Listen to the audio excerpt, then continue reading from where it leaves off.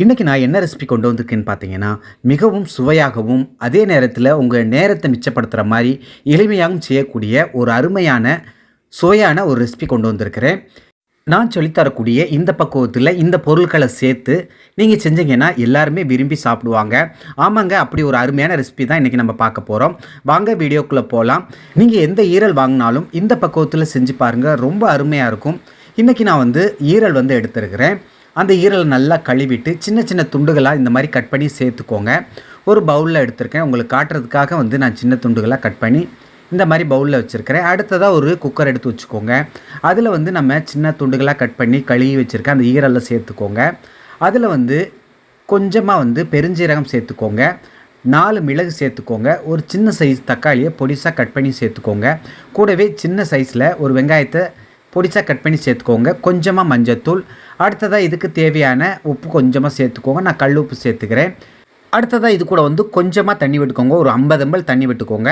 இப்போ நல்லா கலந்து விட்டுட்டு குக்கர் மூடி போட்டு விசில் போட்டுருங்க. குக்கரில் விசில் 2 விசில் வச்சா போதும். 2 விசில் வந்த உடனே தம் அடங்கின உடனே தனியாக எடுத்து வச்சுருங்க. அடுத்ததாக அடுப்பில் ஒரு கடாய் வச்சுட்டு அதில் 3 டேபிள் ஸ்பூன் எண்ணெய் சேர்த்துக்கோங்க. எண்ணெய் சூடானதும் அதில் 2 துண்டு பட்டை, லவங்கம், கொஞ்சமாக பெருஞ்சீரகம், ஒரு மீடியம் சைஸ் வெங்காயத்தை நீல வாக்கில் கட் பண்ணி சேர்த்துக்கோங்க. சேர்த்துட்டு 2 கொத்து கருவேப்பிலையும் சேர்த்துக்கோங்க.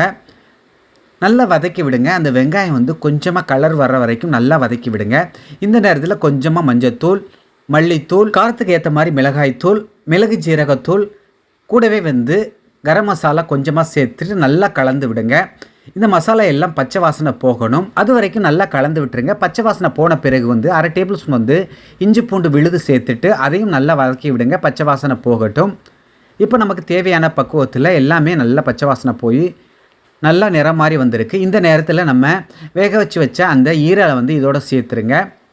சேர்த்துட்டு நல்லா கலந்து விடுங்க. அந்த ஈரல் நல்லா கொதி வரணும், நல்லா சூடு வரணும். ஆல்ரெடி ஈரல் சூப்பராக வெந்திருக்கு நம்ம குக்கரில் வச்சனால. இதில் இருக்கக்கூடிய தண்ணி இன்னும் கொஞ்சம் வற்றினா போதும், ரெடி ஆயிரும். ஒரு 2 நிமிஷம் அப்படியே வதக்கி விட்டு மூடி வச்சுருங்க.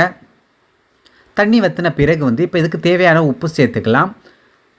சேர்த்துட்டு நல்லா கலந்து விட்டுட்டு இப்போ நீங்கள் சர்வ் பண்ண ஆரம்பிச்சிடலாம். அவ்வளோதான். எளிமையான முறையில் நீங்கள் எந்த ஈரல் வாங்கினாலும் இந்த மாதிரி பக்குவத்தில் செஞ்சு பாருங்கள். ரொம்ப டேஸ்ட்டாக இருக்கும்.